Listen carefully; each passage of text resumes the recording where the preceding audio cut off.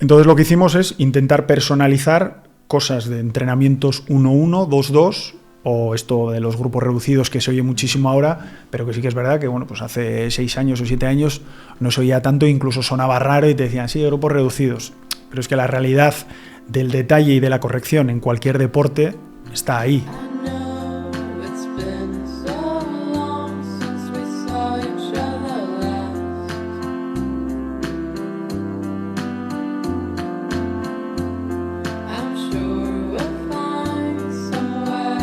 Soy Xavi Sánchez y este es un espacio dedicado a repensar, tomar conciencia de cómo vivimos y ver si existe otra forma, otra manera.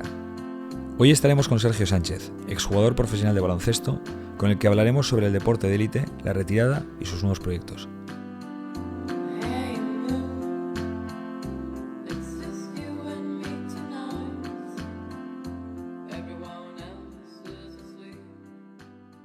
Bueno, Sergio, ya alguna vez hemos hablado de esto, que a mí me flipa el básquet. Siempre, de hecho, antes de surfear empecé a jugar baloncesto porque, bueno, no sé, me gustaba. Me acuerdo que daban aquel programa de NBA en acción en Canal Plus y yo no pagaba, mis padres no pagaban Canal Plus, y entonces, pero os recuerdo que ese programa se podía ver fuera del, pues bueno, un poquito del pago de Canal Plus. Y bueno, me encantaba. De hecho, pues jugué pues dentro de algún equipo de casa, de pueblo y tal. Y joder, así que me hace muy bien de ilusión pues estar contigo y poder hablar de pues lo que ha significado para ti, ¿no? Toda tu carrera, y bueno, que nos cuentes un poquito lo que ha sido. Porque el otro día me comentaste, ¿no?, que eras el único jugador nacional, ¿no?, que había jugado en todas las categorías hasta llegar a la ACB. Sí, bueno, no es algo que me gusta alardear de ello, pero esto me enteré hace unos años en una entrevista, sin más. Me dijo un periodista, oye, ¿tú sabes que eres el único jugador? Y digo, fíjate, qué curioso, que también la razón es porque hay una de las categorías que ha desaparecido, ya no existe, a la que ascendimos, de hecho, de LEP bronce a LEP plata. Y bueno, pues mi carrera en cuanto a eso ha sido curiosa, porque desde Primera Nacional, que es la categoría un poco así más abajo, semiprofesional, que había en su tiempo, cuando tenía yo 17 años, pues Primera Nacional, EVA, LEP bronce, LEP plata. Pero empezaste desde abajo. Desde abajo, porque justo coincidió que el año que yo jugaba aquí en Bilbao, el Caja Bilbao, el Patronato, que era el equipo potente de aquí, ese año cuando me tocaba a mí entrar ahí, fue cuando desaparece. Entonces jugué en Primera Nacional el primer año, en Jesuitas, en Loyola. Joder, qué guay. Y luego ya ahí me vinculó Bilbao Basket y bueno, pues empezó una carrera primero aquí, en casa, pero como mucha gente sabe que nadie es profeta en su tierra, pues me tocó con 20 años pirarme a jugar primero a Albacete, que casi tuve que mirar en el mapa a ver dónde estaba Albacete. Y luego, pues bueno, me fui moviendo por ahí, Albacete, Ávila, Alicante, unos cuantos años, hasta volver a Bilbao, a casa, y jugar en ACB. ¿Y cómo empezaste a jugar? O sea, ¿lo habías visto en casa, en la familia? ¿Qué fue lo que, no sé, a veces me gusta como, ¿no? ¿Qué es eso que te motivó, te iluminó, te lanzó a jugar a baloncesto? Pues tampoco era un tema de vocación, o sea, era un niño que hacía muchísimo deporte, era un chaval hiperactivo, hacía de todo, pero fue pues el típico cura que pasó por clase y dijo, ¿quién se puede apuntar a baloncesto? Y todos mis colegas levantaron la mano y dije, hostia, pues yo también. Ya está, fue por eso. Y de hecho las pruebas luego que hicieron en el colegio, que esto alguna vez lo hablamos entre colegas, a mí me cogieron para el equipo sin llegar a tocar el balón, simplemente porque pegué una bronca a alguien o no sé qué dije y el cura me dijo, para acá, estás en el equipo. Y así empezó todo. ¿Y empezaste poco a poco a jugar y viste que se te daba bien o cómo? Tampoco. El inicio era más un tema de diversión, porque al final el baloncesto formativo pues, es diversión, es colegas, socializar, ¿no? Yo creo que también lo veo un poco en la academia, ¿no? Que luego hablaremos, que pues igual complejos o miedos que tiene gente también los escondes ahí en el deporte, porque igual se te da bien el deporte. Pero en mi caso fue más estar con los colegas hasta que ya hay un año, pues cuando tengo, pues no sé, 13 o 14 años, que pego un estirón interesante y ya digo, hostia, igual se me da bien esto, hay que empezar a centrarse un poco más. Y ahí es cuando yo mismo me doy cuenta y digo, bueno, venga, vamos a darle un poco más de importancia a todo esto. Pero hasta el momento nada, hacía baloncesto los 3 días que me tocaba, o sea, no era fiebre. Hacía muchos otros deportes, hacía judo, hacía natación. O sea, rotabas. Sí, sí. Y en ese paso, o sea, cuando tenías 13 años, ¿no?, que pegaste como ese estirón, ¿Tuviste un poco el apoyo de tus padres? Es decir, no muchas veces sucede, ¿no? Que de repente pues vemos de críos, ¿no? Que algo se nos da bien y a veces existe pues puede existir ese freno, ¿no? De los estudios, esto, lo otro. ¿Tuviste apoyo de tus padres en el sentido de, bueno, les gustaba lo que hacías, veían o podíais ver que podía haber algún tipo de futuro en ello? Sí, a ver, mis padres en ese sentido han sido muy, muy atípicos, porque mi padre es una persona que le conoces, que le da exactamente igual el deporte, le da igual. Y a mi madre le encanta, o sea, consume todo tipo de deporte. Pero luego, o sea, en el momento este, ¿no? Que empieza a destacar igual con 14 años o 13, en casa era naturalidad, o sea, no era, pues yo qué sé, de repente te convocaban para la selección de Vizcaya, me invento, para la selección de Euskadi. Y en casa como algo normal, muy bien, venga, lo siguiente, ¿sabes? O sea, se trataba como algo normal. Sí. No había palmaditas en la espalda después de un buen partido o cosas así. Era, pues bueno, lo estás pasando bien, estás haciendo deporte y apoyándome siempre, ¿eh? Pero bueno, normal, naturalidad. Y por ejemplo, esa naturalidad que quizás se puede muchas veces comprobar que no existe, ¿no? En otras personas, ¿no? Porque sobre todo lo hablábamos en un podcast anterior de que cada vez hay como más impulsividad, ¿no? De los padres hacia los críos, ¿no? De que al final ya llega un momento que, es mi opinión, pero que ya tienen cantidad de actividades y muchas veces ni les gustan. O sea, se ha perdido un poco eso de que el crío, ¿no? Explore realmente lo que le gusta, lo que le motiva y de ahí pueda crecer, ¿no? Entonces, en tu caso que tampoco fue como una, ¿no? Como una presión o venga tal, ¿qué se te queda a ti un poquito de esa sensación si crees que...? Bueno, a ver, en mi caso está claro que me vino bien. O sea, si hablamos de mi situación en esos años de formación, me vino bien. Pero igual sí que es verdad que en otro tipo de perfiles, en esos años en los que igual no tienes las cosas tan claras, el empujón o el asesoramiento de algunos padres, dentro de que no se pasen de la raya, que ya sabemos que al final los padres en el deporte de formación son un peligro, yo creo que también viene bien. O sea, un padre que ha hecho deporte o una madre que ha hecho deporte, que sabe un poco cómo funciona todo esto, puede saber guiar muy bien a su hijo en una formación de pura diversión o en una formación que ya se empieza a convertir en algo que puede llegar a algo. Ya. Entonces, yo creo que pueden ayudar mucho. Ayudar y destrozarlo, claro. Sí, porque además, ¿no? Esto, o sea, empiezas a crecer, ¿no? Hablamos un poquito de tu carrera, empiezas a crecer, pasan los años, ¿no? Me imagino que todo se va solidificando, ¿no? Va cogiendo forma, va cogiendo, ¿no? Un rol ya importante en tu vida. ¿Y cómo son esos años? ¿Cómo es esa...? A veces tengo como mucha curiosidad cómo es eso emocionalmente, ¿no? O sea, quiero decir, cómo se lleva ese camino con tanto cambio, con tanto impulso, ¿no? Con tanta también probablemente mucha expectativa, ¿no? Hacia dónde quiero ir, en qué me quiero convertir, cómo está ese momento del baloncesto en aquel momento. Sí, a ver, en cuanto a expectativas, esto últimamente lo hablo mucho con mis amigos aquí. Expectativas en el País Vasco es complicadas porque hay muy pocos referentes donde mirarte. O sea, no hay muchos jugadores vascos que han llegado a la élite o que han jugado en Euroliga o en ACB siendo muy buenos, o en la NBA no hay. En cambio, tú te vas a Madrid o a Barcelona y los chavales cuando tienen 14 o 16 años tienen referentes, tienen jugadores que han pasado ese mismo proceso que ellos, joder, que de repente están en la ACB o están en la NBA. Entonces, tú hablas con chavales de formación buenos de esa edad y ya están ahí, ya están pensando eso. Yo sí pienso, mis 14 años, pero para nada, ¿sabes? Yo decía, a ver si me convocan a la selección de Vizcaya, jo, qué guay. Estás en la selección de Euskadi, jo, qué guay. Estás en la selección de España, hostia, ¿sabes? Bueno, pues ibas avanzando, pero tampoco nadie te decía, jo, vas a llegar a... ¿sabes? Tampoco había en Bilbao equipo ACB, claro, entonces tampoco te podías mirar en ningún sitio, ¿no? Pero la expectativa era pequeña y entre todos, todos mis amigos, cuando igual estabas en la selección de Euskadi, que era un poquito, ¿no? Mi generación ya a cierto nivel, a nadie le oías decir, voy a ser jugador profesional. Igual alguno te podía decir, me gustaría jugar en la NBA. Pero bueno, pues sí, soñar es gratis, ¿no? Pero no había esto. Ahora sí lo hay, ¿eh? Ahora sí lo hay, está como más cerca, ¿no? Ahora sí lo hay. Antes no. Antes era llegar al equipo EVA que había aquí y ya era la hostia, claro. Y aunque no lo hubiese, joder, te fijabas en qué jugadores, por ejemplo, te fijabas, ¿no? Porque siempre creo que todos, cuando hacemos algún deporte, tenemos gente en la que nos fijamos, ¿no? Pues bueno, que nos influyen, ¿no? En nuestra manera de verlo, nuestra manera de practicarlo, ¿no? Sí, a ver, yo veía mucha NBA, contigo he hablado muchísimo de la NBA, que a ti te encanta Rothman. Yo NBA veía mucho, NBA Acción, me lo tragaba entero, si no podía grababa las cintas y luego las veía una y otra vez y una y otra vez. Entonces NBA, jugadores de esa época, Michael Jordan, Larry Bird, Magic, todos estos, muchísimo. Te fijabas en ellos cómo jugaban y te influía a ti, o sea, en cómo proyectarte muchas veces, ¿no? Porque... Sí, esto sí. Al final en casa veías y luego, bueno, pues intentabas imitar, claro. Claro. No tenías el móvil que te lo bajabas, pero bueno, te lo veías en casa con la cinta. Qué guay. Y luego te ibas al parque.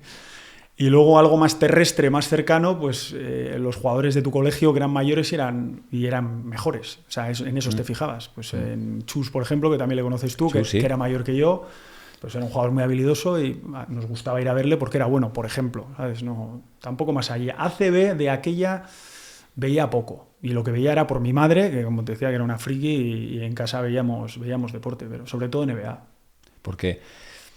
Porque lo de tu madre que acabas de comentar, bueno, ella se cuida, ¿no? Se ha cuidado siempre, ¿no? Y en aquellos momentos la alimentación tampoco estaba presente de la misma manera que está ahora, ¿no? O no había la misma información.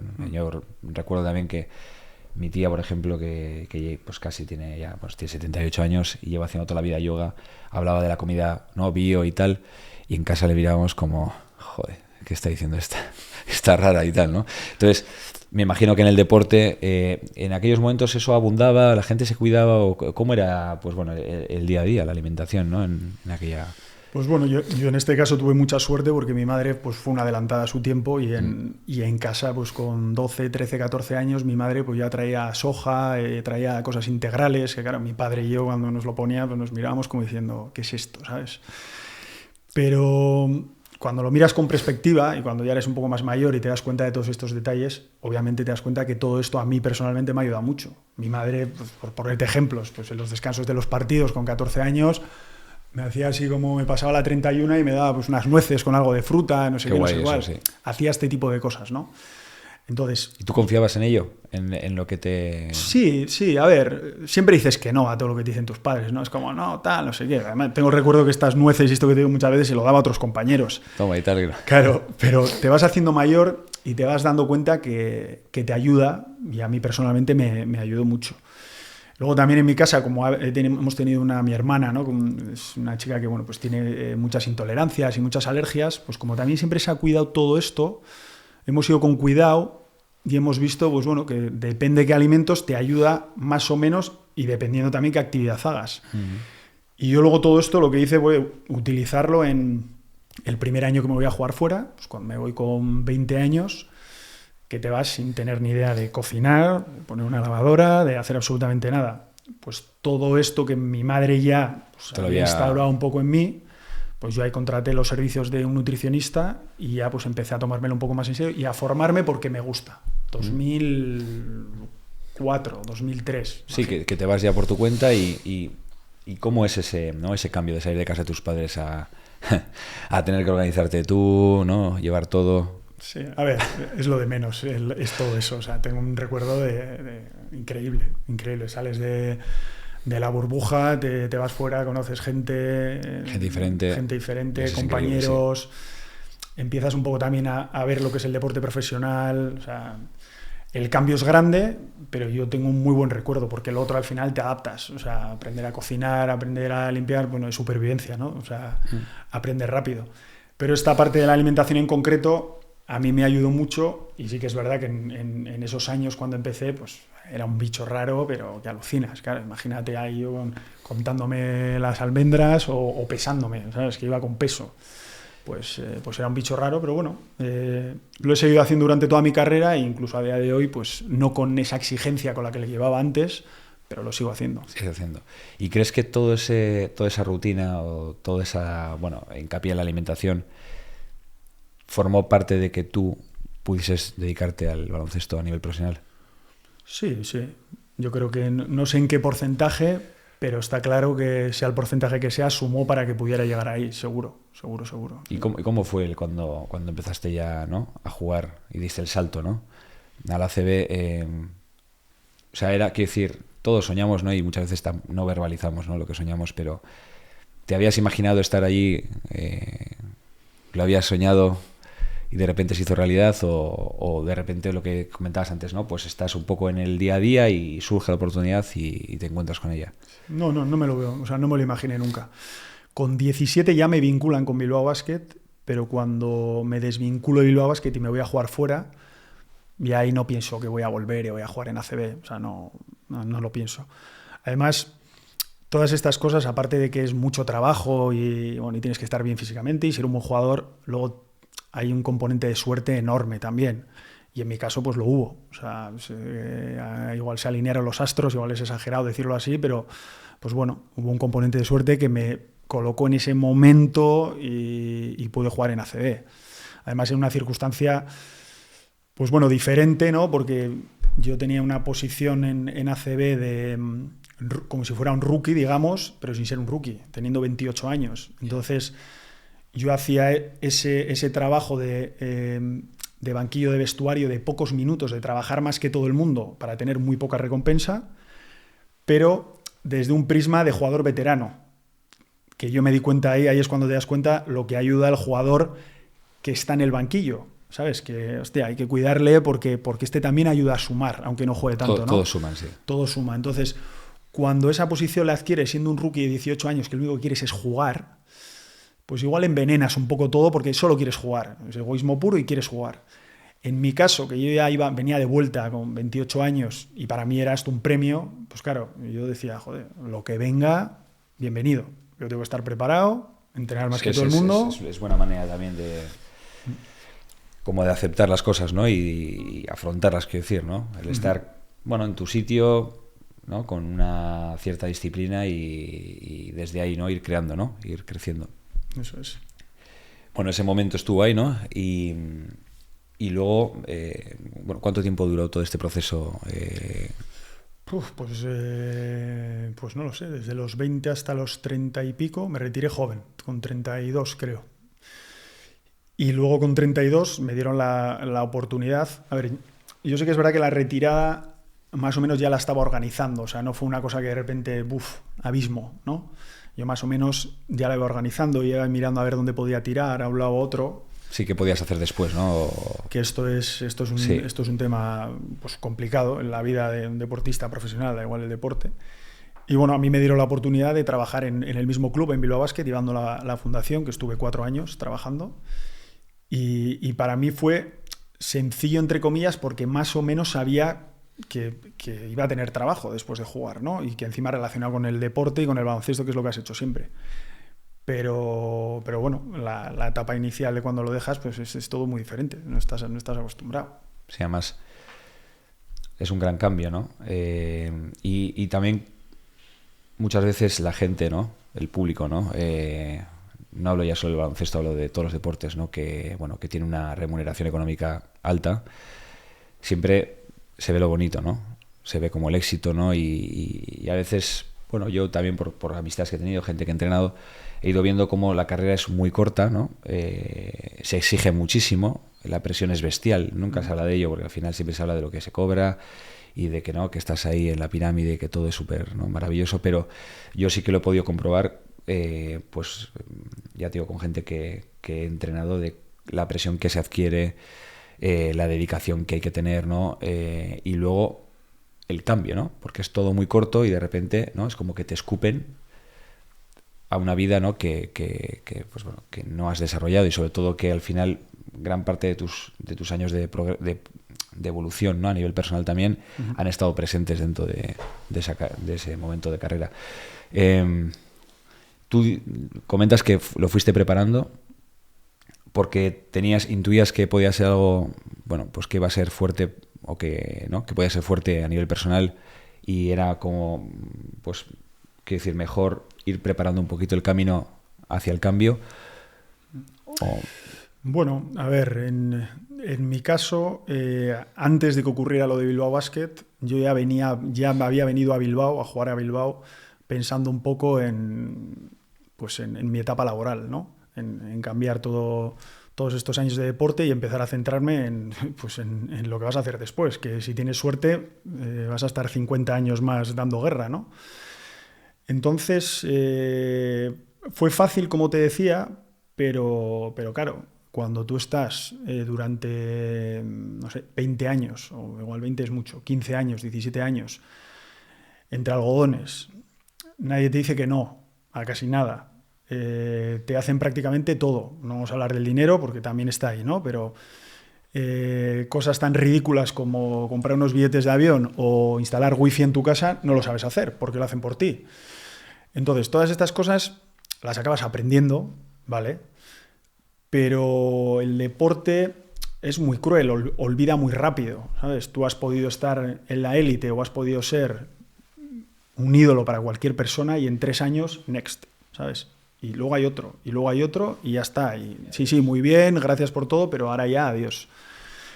Entonces, yo tengo el recuerdo de que fue complicado, pero bueno, no estuve 4 meses ni 4 años, como le pasa a gente, pues perdido y sin saber qué hacer, ¿no? Con mucho tiempo, ¿no? También, porque al final, de repente, cantidad de tiempo libre, cero estructura, ¿no? Quiero decir, si no la... Quiero decir, cero estructura como obligada para poder llegar a, ¿no? Y, bueno, aún así, ¿cómo fueron esas sensaciones? Bueno, raras, muy raras, muy raras. Yo, alguna vez a colegas se lo he dicho. Yo el recuerdo que tengo, sobre todo de las primeras semanas, que encima trabajaba en este edificio, venía aquí desde el Casco Viejo a trabajar, no quería venir en metro porque me agobiaba y venía andando, me acuerdo. Y venía andando por la Gran Vía y se me hacía raro hasta andar. El caminar o el ir con música se me hacía raro. Y luego, pues imagínate, pues cuando empiezas pues a tener que relacionarte con gente con llamadas, pedir cosas, emails, que a ver, que son cosas que hace todo el mundo. Pero cuando el cambio de repente es a que tú eres el foco y cambias a estar en el otro lado, pues es un cambio pues impactante. Pero bueno, que ya te digo que en mi caso duró poco, ¿eh? O sea, tengo el recuerdo de estar unos meses así, pero nada, pasó rápido. Sí, es algo interesante porque, quiero decir, ese cambio, esa nueva etapa, quiero decir, requiere de haber observado un poquito, ¿no? Hacia dónde quieres ir, cómo quieres que sea tu vida, ¿no? Después de ese momento, ¿no? En qué te quieres convertir, cuál es el siguiente paso, ¿no? Porque es como que al final es como si fijásemos la cumbre de la pirámide, ¿no? Pues la meta profesional, ¿no? Y claro, si no entendemos que después de esa meta tenemos que seguir creciendo, ¿no? Porque la vida sigue, ¿no? Es como, ¿y ahora qué hago, no? Y creo que es interesante, sobre todo hablarlo, comunicarlo, porque siempre se ve la otra cara, ¿no? Y la otra cara, yo también al final me canso un poco de escucharla, ¿no? Es como siempre el mismo, es un tópico, ¿no? Y creo que es importante hablar de ello. Aún así, después de esa temporada, luego estuviste en Estados Unidos. Uh-huh. ¿Y cómo fue eso? ¿Cómo salió esa oportunidad? ¿O de dónde nace eso? Bueno, pues después de estar trabajando 4 años en la Fundación de Bilbao Basket, pues por mi socio y amigo Raúl López, nos surge la oportunidad de irnos a Utah, a Salt Lake City, a vivir, a una organización histórica de la NBA, donde Raúl encima había jugado 15 años atrás, 3 temporadas allí, y a trabajar con Ricky Rubio. A trabajar con Ricky, Raúl en el staff de los Utah Jazz y yo llevando su fundación, que acababa de crearla, la dirección en Estados Unidos. Entonces, pues bueno, cuando te proponen eso, pues ¿qué vas a decir? ¿Sabes? Y menudo cambio también, ¿no? Pero bueno, de aquí a allí, o sea... Directamente. O sea, fue, según me dijeron, además me acuerdo perfectamente cuando la llamada y cuando me lo cuentan, sí, o sea, sin condiciones, sí, ya está. Luego ya hablaremos de otras cosas. Sí, porque también fue, quiero decir, fue como... Ahora estoy visualizando ese momento, ¿no? Y después de los 4 años aquí fue como volver a conectar a nivel profesional con algo además súper potente y bonito, ¿no? Como estar, ¿no? En, pues eso, la mejor liga del mundo, ¿no? En eso que todos desde críos hemos visto. De repente estar allí y poder relacionarte con todo ese mundo, ¿no? Que es, bueno, que para mí siempre ha sido una pasada. Sí, no, fue un sueño. La realidad es que ese año fue un sueño, porque aparte de que Ricky en los Jazz era un jugador, claro, muy importante, era un primer espada y eso al final te abre puertas también en la ciudad. Al yo estar trabajando en la fundación, la conexión y el trato con la organización, que es una organización increíble, porque como te decía antes es un histórico de la NBA, pues era diaria, o sea, era una comunicación pues casi profesional con los Utah Jazz. Entonces, poder ver cómo funciona una organización así, poder ver cómo organizan los partidos, cómo entrenan las instalaciones, tanto de la NBA como de los equipos universitarios que había allí. O sea, el tinglao que tienen montado deportivamente los americanos en general, es una pasada. Es una pasada. Y todo eso de lo que hablas, ¿se parecía a lo que tú pensabas de ellos? ¿O te llevaste como gratas sorpresas? O si, yo qué sé, si recuerdas algo que pensabas que era de otra manera y de repente dijiste, ostras, esto es así, ¿sabes? No es como yo pensaba. Se superaron todas las expectativas. Todas. O sea, cualquier cosa que te puedas imaginar lo doblaba. Todos los detalles que puedan tener de cualquier cosa lo tenían. Todo a más. Y eso que los Utah Jazz, dentro de que es una organización buena, es una organización clásica. No es Miami, no es Los Ángeles. ¿Sabes? Sí, que es más conservadora quizás. Eso, ¿no? Además es una comunidad mormona en Salt Lake City, o sea, pero da igual. O sea, era una sorpresa. Cada partido era algo diferente. El espectáculo era una cosa diferente. Y Utah Jazz, que yo relaciono directamente con Karl Malone, o sea... Claro, el cartero. De aquella época. Entonces, allí estuviste un año. Una temporada. Una temporada. Y el estar ahí un año te dio ideas a ti personalmente para luego a la vuelta, pues bueno, hacer algo diferente, trazar quizás otro camino, ¿lo habías pensado ya? Sí, de hecho, después de un año allí, a la vuelta emprendo dos negocios completamente diferentes, pero que nacen allí, nacen en Estados Unidos. Uno es una productora audiovisual que nace porque hacemos un documental a Ricky Rubio entre Utah y Nueva York. Y el otro, pues relacionado con el baloncesto, con lo que siempre hemos hecho. Como Raúl entrenaba a Ricky, pues lo que hicimos un poco es trasladar todo ese trabajo, más todo lo que habíamos aprendido ahí, más todo lo que habíamos visto y lo que nosotros teníamos también, pues trasladarlo aquí a España. Y con toda esa experiencia, ¿qué decidisteis crear? El proyecto, a ver, nosotros lo que veíamos, la carencia que veíamos aquí, que tú lo sabes muy bien, es que las cosas, y sobre todo en el deporte, y en este caso en el baloncesto, pues no eran personalizadas. Era todos entrenar igual, daba igual que fueras un pívot de 2'10", que fueras un base de 1'80". En grupos súper grandes, que al final pues un entrenador para corregir a 12 jugadores pues es muy difícil llegar al detalle, ¿no?, que queremos llegar. Entonces lo que hicimos es intentar personalizar cosas de entrenamientos 1-1, 2-2, o esto de los grupos reducidos que se oye muchísimo ahora, pero que sí que es verdad que bueno, pues hace 6 años o 7 años no se oía tanto, incluso sonaba raro y te decían, sí, grupos reducidos. Pero es que la realidad del detalle y de la corrección en cualquier deporte está ahí, porque si no es imposible. Entonces, bueno, creamos una academia aquí en el País Vasco para los jugadores del territorio, porque los dos vivimos aquí, y luego pues una parte más profesional, que sobre todo la mayor parte del trabajo se hace en verano, cuando han acabado las temporadas, pues con jugadores profesionales, pues ya sean de NBA, de Euroliga, de ACB, de NCAA, Liga Femenina, bueno, un poco esto. ¿Y qué tal con ese nuevo proyecto? ¿Cómo es la experiencia? Bueno, pues un proyecto bonito. Como te decía antes, los dos proyectos nacen en un muy mal momento, porque según arrancan llega el COVID, entonces pues se tambalearon un poco, pero los dos están en un momento muy bueno, y en el caso de North Academy, que es como se llama el proyecto de baloncesto, ahora mismo muy bien, muy bien. Estamos donde queremos. El nombre, pues bueno, ya se empieza a conocer a nivel nacional. Está guay el nombre, me gusta. ¿Te gusta? Sí, la primera vez que lo oí me moló, sí. Bueno, la verdad que no sé ni cómo nació. Lo elegimos entre los dos, entre Raúl y yo, pero no sé de dónde viene. Hombre, algo porque estamos en el norte, ¿no? Pero... Y nada, ahora mismo ya te digo, con el volumen que queremos, sin querer crecer mucho más en cuanto a lo que es formación aquí en el País Vasco, con la parte profesional también que queremos, y creciendo, pues bueno, pues el equipo, creciendo nosotros también, aprendiendo mucho y relacionados con el baloncesto, que al final pues es lo que hemos hecho toda la vida. ¿Y cómo veis a los críos ahora? O sea, que cuando tú empezaste a jugar, ¿no?, que no existían estas cosas, ¿no? Que es lo que estábamos hablando antes, ¿no? Que era como que yo no sé hasta qué punto al final, que a veces lo pienso, digo, que está, o sea, el trabajo también que yo hago, ¿no?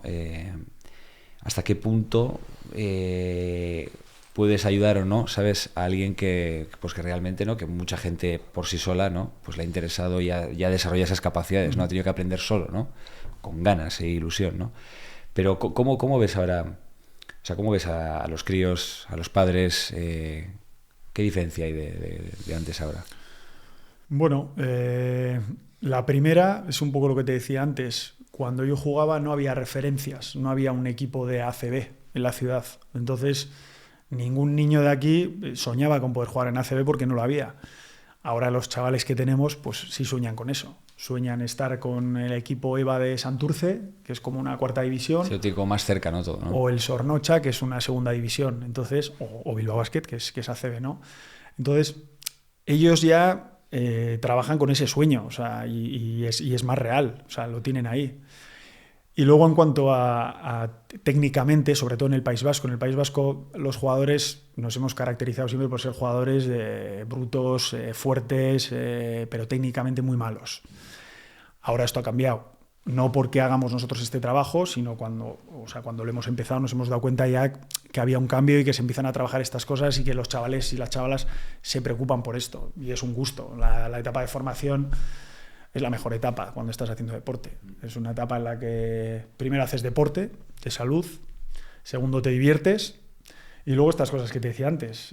Tus amigos, en mi caso, por ejemplo, mis amigos del colegio de maristas son mis amigos ahora mismo. ¿Han estado contigo también durante todo ese proceso? O sea, ¿has podido contar con ellos? Eso es, sí, sí. Qué guay. Y la verdad que, joder, parece mentira que en tan poco tiempo, ¿no? haya cambiado todo tanto, ¿no? O sea, en tan poco tiempo al final haya ido todo tan rápido y miras atrás, no sé si pasa siempre en todas las generaciones, ¿no? Pero miras atrás y dices, joder, sí, cuando éramos pequeños, ¿no? No había ni móviles, no había ni información, ¿no? Hay con la tele, no NBA en acción en esa hora, tal, sino pues grabar con la cinta y si no te lo perdías y a ver que lo volví a ver. Y ya de repente hay tanto, ¿no? ¿Cuál es tu opinión, Sergio? O sea, ¿hasta qué punto, ¿no? Todo este cambio, toda esta facilidad para todo realmente puede ayudar a las personas? Mira, yo creo que lo primero, lo que has dicho al principio, cada generación tendremos este discurso, ¿no? Nosotros no había todos, porque al final todo va evolucionando. Y por suerte no nos hemos extinguido nunca. Entonces, pues yo creo que esto seguirá evolucionando. Ahora mismo hay cosas que a nosotros llegan. O sea, a mí que me gusta mucho, por ejemplo, ¿no? Que estoy muy ahora al día con el tema de la inteligencia artificial y todas estas cosas. Pues bueno, dan cierto miedo, pero te das cuenta que todo lo que el ser humano ha ido creando es para cada vez hacer menos cosas. Desde la rueda hasta la inteligencia artificial para, esperemos que no salgas de casa y salga tu avatar a hacer las cosas por ti. Esperemos no llegar ahí, pero parece que vamos ahí, Esperemos ¿no? no llegar, pero parece, ¿no? Pero todo parece que indica, ¿no? Que vamos. Parece que vamos ahí. Entonces, bueno, pues todo irá cambiando. A veces, pues bueno, pues te da miedo, porque los cambios muchas veces dan miedo. Sobre todo que hacia dónde, ¿no? Hacia algo mejor o algo que asusta porque... Hacia algo mejor, seguro. Sí. Seguro, hay que ser optimistas. Sí, hay que ser optimistas, sí. Y de que, bueno, que siempre hay gente, ¿no? Que estamos... Bueno, que hay muchas opiniones, ¿no? Que no todo el mundo está centrado en algo. Vale, para terminar, Sergio, por ejemplo, ¿había algún ritual, algo que hicieses antes de los partidos? O todos tenemos nuestras cosas, ¿no? Entonces, quiero decir, algo que... No lo puedo contar, tío. No lo puedes contar, ¿no? O, quiero decir, música, algo que te gustase en alguien que te fijabas. ¿Hay algo concreto así que...? Manías de estas de cosas de antes de partido eran cosas muy, muy básicas de atarme los cordones justo en un sitio sentado. Esto como manía un poco exagerada. Sí. Pero la rutina era más un tema que en mi caso venía igual del día anterior, ¿no? El prepararme la cena de una determinada manera, el descansar, el desayuno, el tiempo, todo eso. Yo todo ya venía desde el día anterior. Desde una manera igual un poco, es que esto lo hemos hablado tú y yo muchas veces, demasiado rígida, demasiado nazi, que luego pues, te das cuenta que cuanto más flexible seas, seguramente es mejor en todo, ¿no? Pero bueno, a mí me funcionaba y yo creía que era lo correcto y me preparaba ahí, me pesaba todo, me medía. Sí, bueno, creías en ello y eso es importante, porque crees y ibas a tope, ¿no? Y me ayudaba. Y luego, cuando cuando entras a jugar, ¿no? Las sensaciones, quiero decir, depende del rival, ¿no? Depende del sitio. ¿Eran siempre parecidas? O sea, quiero decir, gestionabas más o menos ese estrés, ¿no? O esa inquietud, ¿no? Inicial, antes del partido, sobre todo. ¿La gestionabas siempre parecido o había momentos en los cuales sí que, ¿no? O sí que influye que de repente tengas a un equipo? Porque me refiero, muchas veces hay personas que tienen un equipo delante, ¿no? Muy fuerte, y es como que te vienes arriba, ¿no? Y sale un carácter tuyo que quizás desconocías en otras, ¿no? Contra otros equipos. ¿A ti qué es lo que te pasaba en esos momentos? He sido un jugador que no le da mucha importancia a esto. Estaba tan centrado en mis cosas que, o sea, nunca he tenido esta sensación de, estás jugando contra no sé quién, o vas a jugar una final. Nunca he notado esto. O sea, sí notas la presión igual en el día a día, que de hecho hay una frase que dice Rothman, o que decía Rothman, que dice, a mí me pagan por aguantaros a vosotros, les decía a los periodistas, yo jugaría gratis, ¿sabes? Me pagan por esto, ¿sabes? Yeah. Porque sí que es verdad que si tienes que estar todo el día alimentándote de lo que lees, de lo que escriben de ti, lo bueno y lo malo, porque no solo puedes leer lo bueno y quedarte con lo bueno, también lo malo, ¿no? Entonces, si estás todo el día con eso, te estás cargando cosas a la mochila que no te vienen bien, ¿no? Entonces, en mi caso, yo era un jugador que estaba centrado con mi rutina, mis cosas, y no tengo esta sensación de, ¿sabes?, de notar esta presión o estos nervios dependiendo cuál fuera el rival. No. O sea, era más o menos regular. Sí, en este sentido sí. Seguramente sí, ¿no? Pues en alguna final igual más nervioso, pero no algo que notara yo de, joder, hoy tenemos que ganar porque si no, no ascendemos. O si iban a ver de tus padres de repente, por ejemplo. ¿Cuál? Si iban a ver de tus padres a jugar. Nunca he querido mirar la grada. O sea, no soy el tipo de jugador que está mirando si ha venido no sé quién, no sé cuál. Pasaba, ¿sabes? Nada. No me gusta esto. O rollo cuando venían colegas, vamos a ir a verte, no sé qué, no sé cuál. Sí, toma las entradas. O sea, no quiero saber ni dónde estáis colocados. Ya prefieres no verlo. No me gustaba ver quién estaba. Sí, como estar más centrado, me centraba en el campo y ya está, ¿no? Creo que en mi caso ayudaba. Hay gente que no, que le gusta tener controlado todo y ver dónde está sentado. O que mete de repente no y señala y tal, ¿no? Exacto. ¿Y con qué te quedas de toda la experiencia que has vivido hasta ahora? Tanto profesional como personal, ¿no? En todo ese proceso. ¿Con qué te quedas? ¿Hay algo con lo que te quedes, creo que estés orgulloso, ¿no? de todo este camino a nivel personal? Bueno, seguramente las amistades que he hecho. O sea, el baloncesto, y a ver, esto está muy manido y lo dirán todos los deportistas, ¿no? El deporte profesional tiene muchas cosas malas, pero tiene muchas cosas buenas que te ayudan en tu etapa profesional, ¿no? Esto está claro. Pero en mi caso, las amistades que he hecho, que a día de hoy son mis mejores amigos, es lo más importante, sin duda alguna. Creo que no hay nada más importante que eso, en mi caso. Sí, son como parte de lo que eres ahora, ¿no? Muchas veces es como que te vas desarrollando, ¿no? Pero todas esas personas, impulsan, ¿no? O facilitan que tú seas de una determinada manera porque es con la gente que te va relacionando. Sí. Pues nada, muchísimas gracias por haber estado hoy conmigo aquí, esta charlita así entre amigos. Y nada, pues como siempre deseando lo mejor en este proceso y en este camino. Gracias a ti, tío. Gracias.